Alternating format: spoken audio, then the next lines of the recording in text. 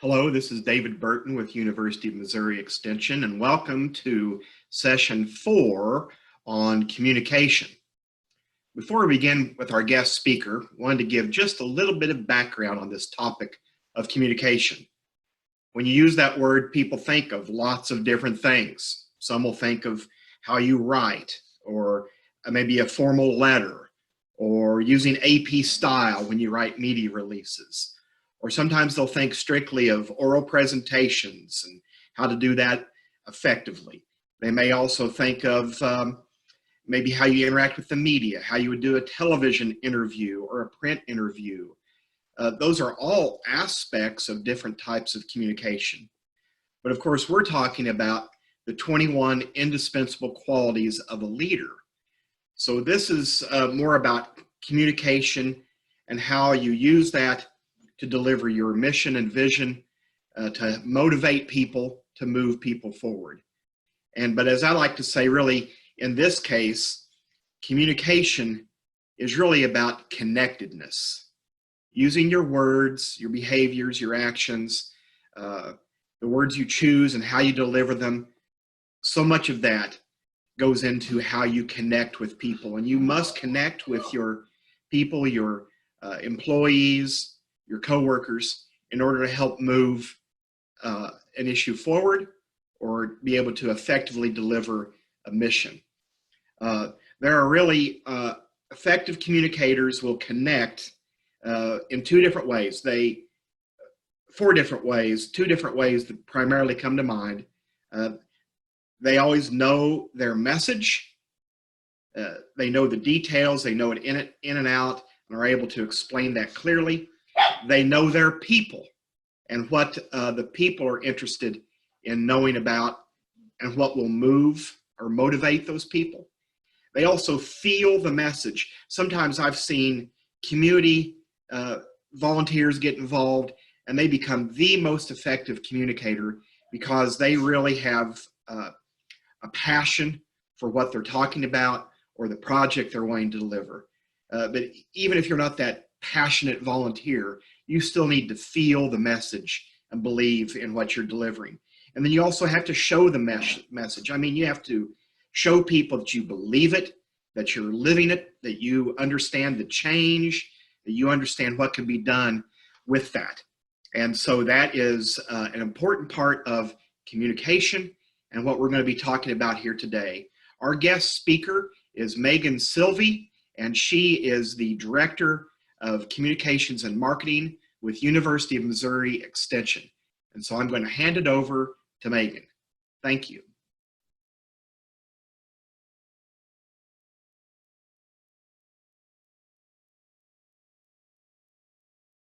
I heard someone this week talking about crisis in leadership, saying that it's kind of like the old show To Tell the Truth, that in moments like this, the real leaders stand up.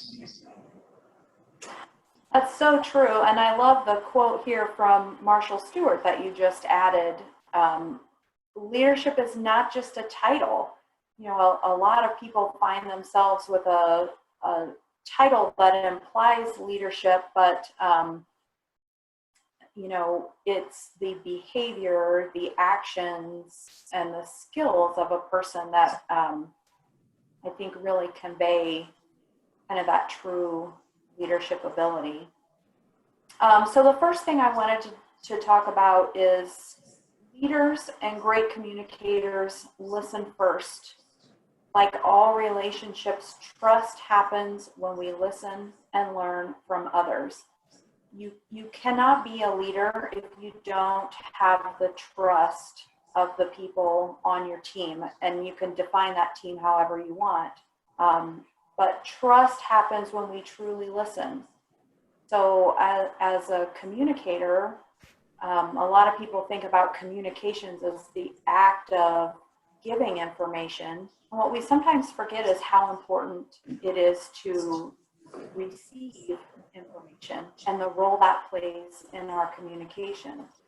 So when we truly listen to others, we learn the ways in which we're alike. We learn what goals do we have in common? What are the things that we're working toward? What circumstances do we share with others? So from a communication standpoint,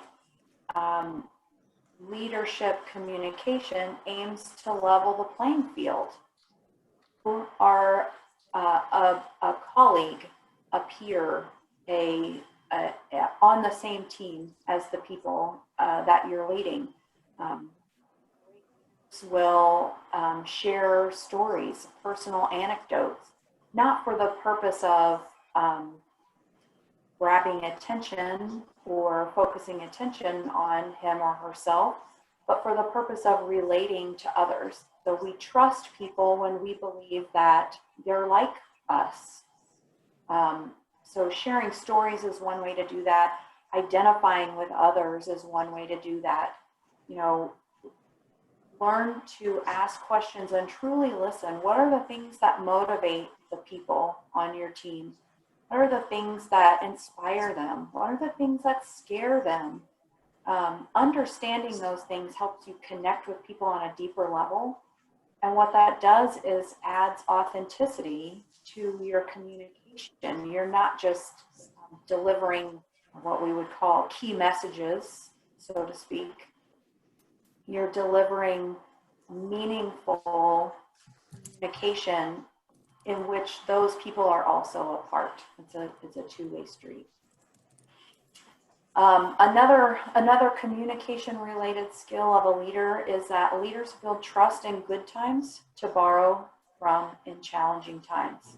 A great leader will have this kind of trust bank built up so that when you have a situation in which there's great uncertainty, great anxiety, you're not at that moment trying to convince people that you're like them, that you share the same goals, that they can trust you. You've built that trust already, day in and day out, with your communication style, with your reputation.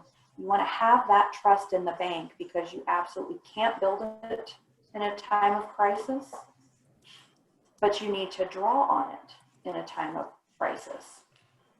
One way that we do that with communication is to not be afraid to trust others first. A leader is someone who empowers others, builds confidence in others. Communication styles in this way are language in which you accept responsibility, but in which you extend and share credit. So, you know, Marshall Stewart is a great example of this. I've heard him say, I'm making hard decisions right now, and some people aren't going to like it, and that's okay. The responsibility for that rests in me.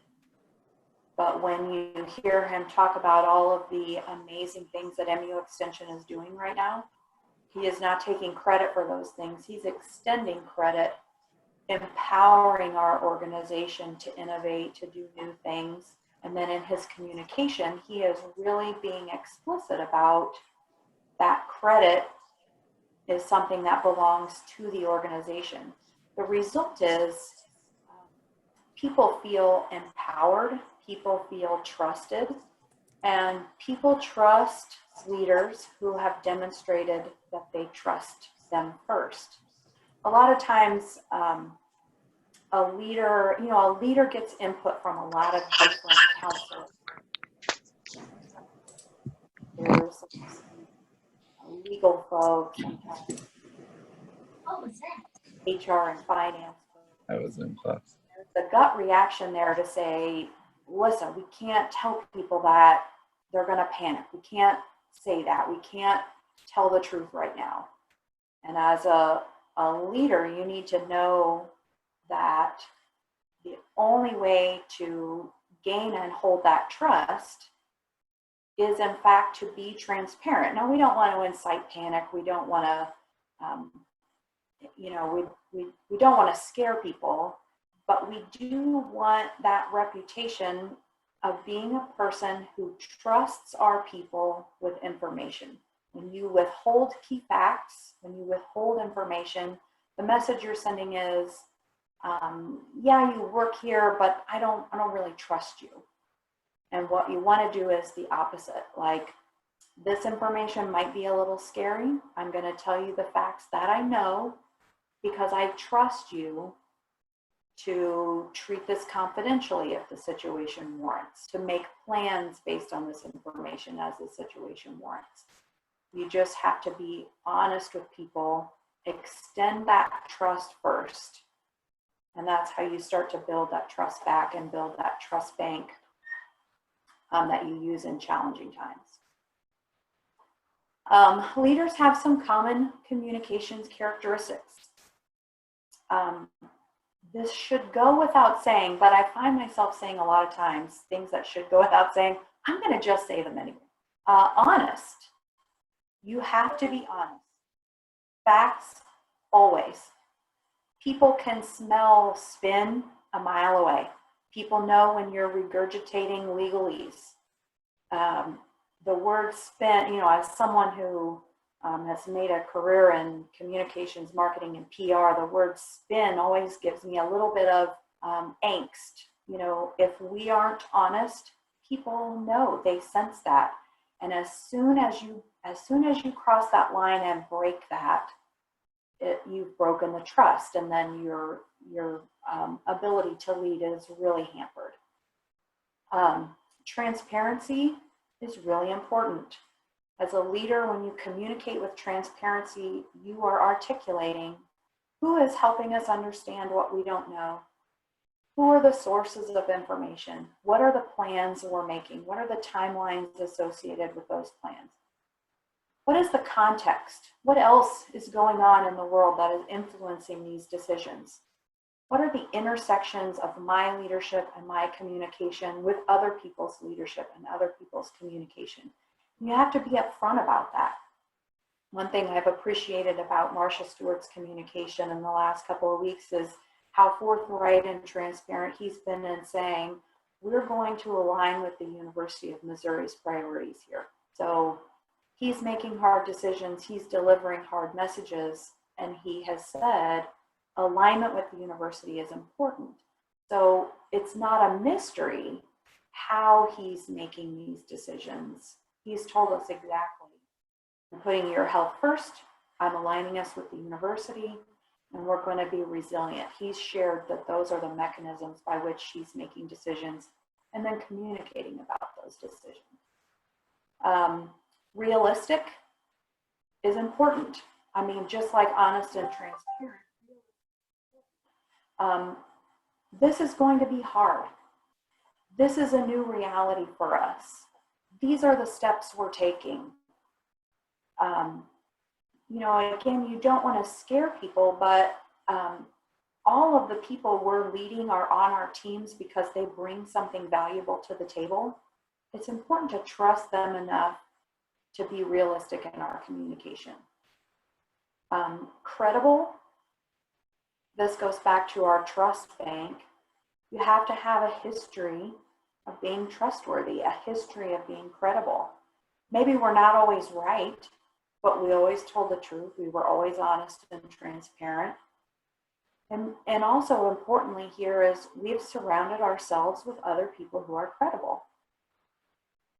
And accountable is another one.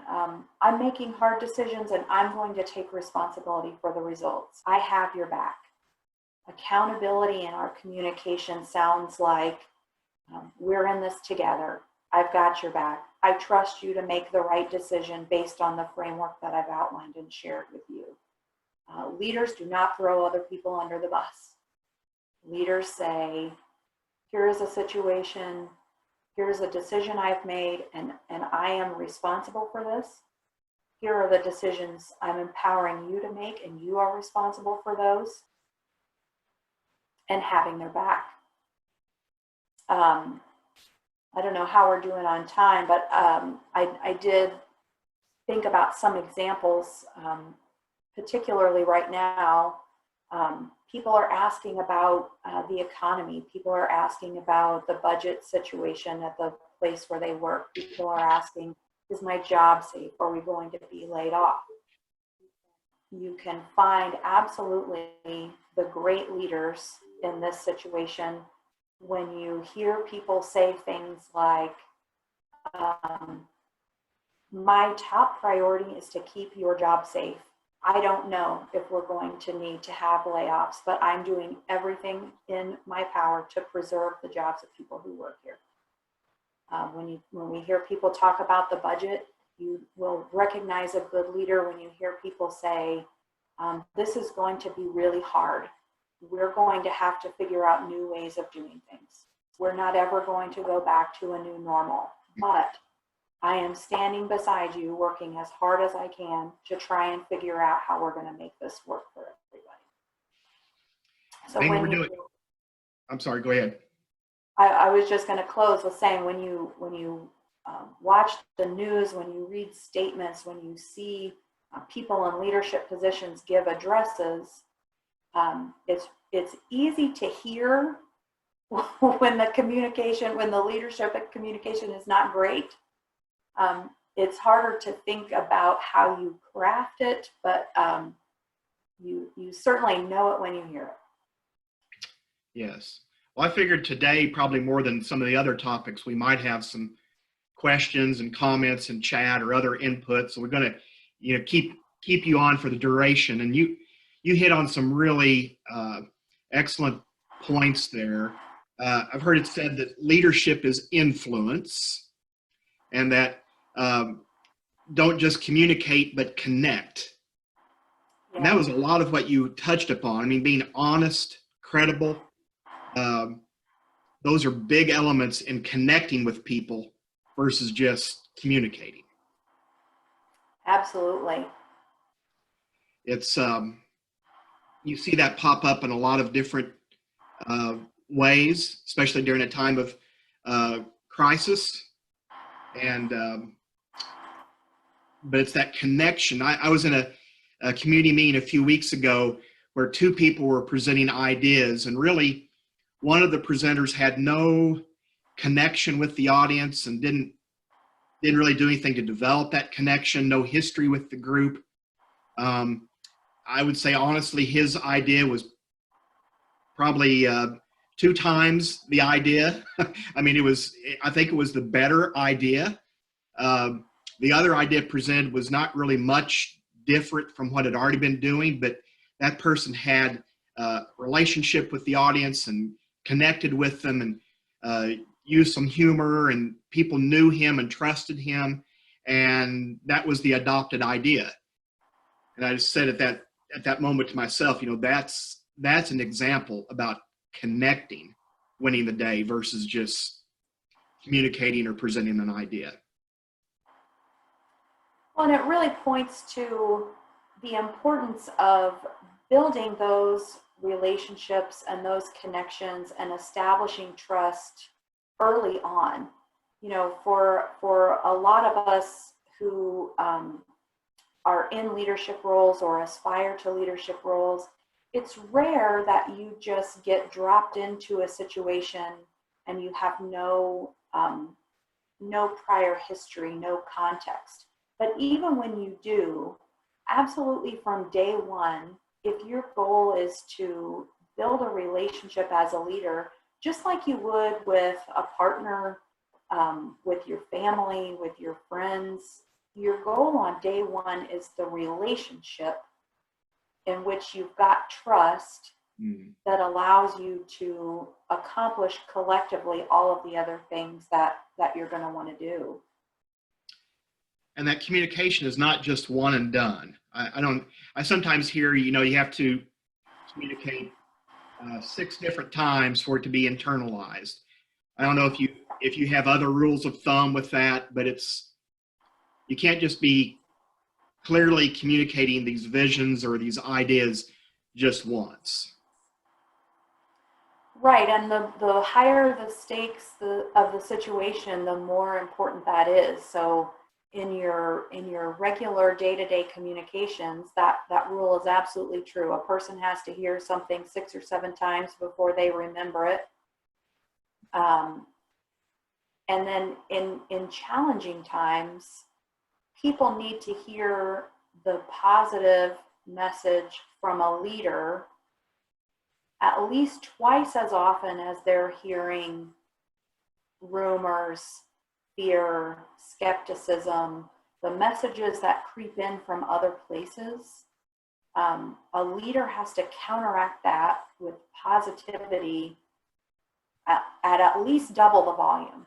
You know, right now having, I'm sure you've all noticed, Marshall is setting up these Q&As every other week to give people an opportunity to ask their questions, to give people an opportunity to hear him reassure, provide updates, provide that positivity, and to continue to build the relationship and trust that he's built with people over time. You know, people don't want to feel like their leader has disappeared.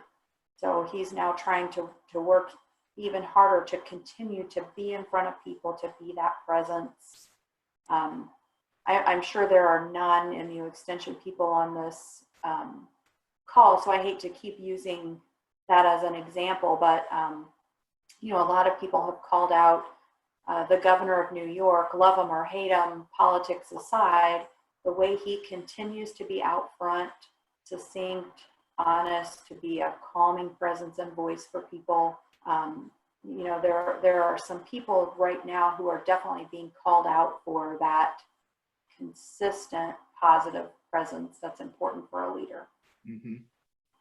Well, we still have about 10 minutes, 7 or so maybe. If people have questions they'd like to pose in the chat, that would be great. We've got about 70 participants on right now. Megan, you said something earlier too about an example about sharing or caring for others, a leader in their communication being concerned for others. I would say, if I were to be honest about leadership mistakes I've made, even in the past, there were times that I put myself before others. And that, especially in that area of connection, that is a mistake you want to avoid. It was, I think it was Zig Ziglar that said, if you will help people get where they want to go, they will help you get what you want. So it's about, you know, putting the interest of others ahead of you, or working with them to help develop that connection. I think of one example. We had a birthday party for my son when he was 4 or 5, and we did a bunch of games outside with all these kids. And one of the things we did was have a parade, and everybody got a turn being the leader of the parade. And I noticed when my son got his chance, he was really just excited about the opportunity to tell people to stop and go, stop and go. Where the other kids took the parade around the yard into different destinations, he really just wanted the power of telling people stop and go. And as a result, the group didn't really get anywhere. He just liked the power of the control. And so that really, you know, a leader who connects is going to put others before himself, and really have good listening, as you talked about, really develop those connections. That really aids in the communication. One comment here from one of our participants: most people do not listen with the intent to understand. They listen with the intent to reply. That's a quote from Stephen Covey. Of course, some of us heard him speak last year, so that's a great, as you're talking, they're already thinking of what the reply is going to be. Not a good trait. And George Bernard Shaw said, the single biggest problem in communication is the illusion that it has taken place. Oh, what are some tips to ensure understanding on the part of those we're communicating with? Luckily, it has never been easier to have feedback loops in communication, with email's the worst, right? Because you send out this message and you think, all right, everything's clear, we're all on the same page, and then someone says, so about this, I'm a little confused, and then you go back and read it with someone else's lens, and you think, oh, that really wasn't as clear as I thought that was going to be. The great thing, though, is the number one tip to ensure understanding is just ask. Does this make sense to you? Is that how you understood it? One of my favorite colleagues is a person who, after a meeting, will say, okay, I'm just going to recap the key points and the action items here. Is that what everyone understood? And it's so affirming, because either, yes, everyone's on board, or someone says, oh, that's not what I heard at all. I thought so-and-so was going to do this other thing. There's really no magic to this other than, because we have so many instantaneous forms of communication, Zoom, social media, telephone, you get that instant feedback loop if you ask for it. Mm. Yeah, you're really hitting upon the importance of clarity. Mm-hmm. And all that. Sometimes keeping it simple aids in clarity. We overcomplicate things. You mentioned emails. I know I get to Ryan sometimes. I realize I'm 2 pages into my email. That's gone beyond being simplistic, and keeps it from being to having clarity. I've heard it said that clarity helps people prioritize what is important. One other thing that just kind of struck me, David, while you were talking is, as a leader, the number of opportunities we have to let someone else have that moment, have that opportunity. That's it. When we talk about trusting others and empowering others, as a leader, sometimes it's an opportunity for us to step back and say, all right, person on my team, why don't you provide the summary and the wrap up today? Why don't you confirm with the key players that these are the roles that everyone understood? And let another person have that opportunity to step into a leadership role that maybe that wasn't open to them before. So the leader isn't always the person who has to ensure that. It's a good way to get others involved. Yes, that helps everybody's listening skills. Don't underestimate the value of listening. And another quote I heard recently, it applies here. Leaders lead everyone differently, while managers try to lead everyone the same. And if you're going to be a leader and you lead everyone differently, you have to be listening. You have to be listening. Absolutely. That's such a great point. So, well, we have gone through our 30 minutes already. Now, we always try to ask a final poll here before people leave. We'd like to ask you to rate today's session. Of course, this is anonymous, but we do like to have some feedback. And then, of course, every email that goes out with the recap has a link to a survey where you can share input on how this class is helping you, or how it's impacted you, or if you have some specific questions or things that you want touched upon or would like a response to from another specialist during the week. We're glad to do that. And remember, those survey links are available to you. We value your input on that. Well, Megan, thank you so much for being with us today. For those of you that have already cast a poll, we appreciate you being here. Watch for a follow-up email to this class later today.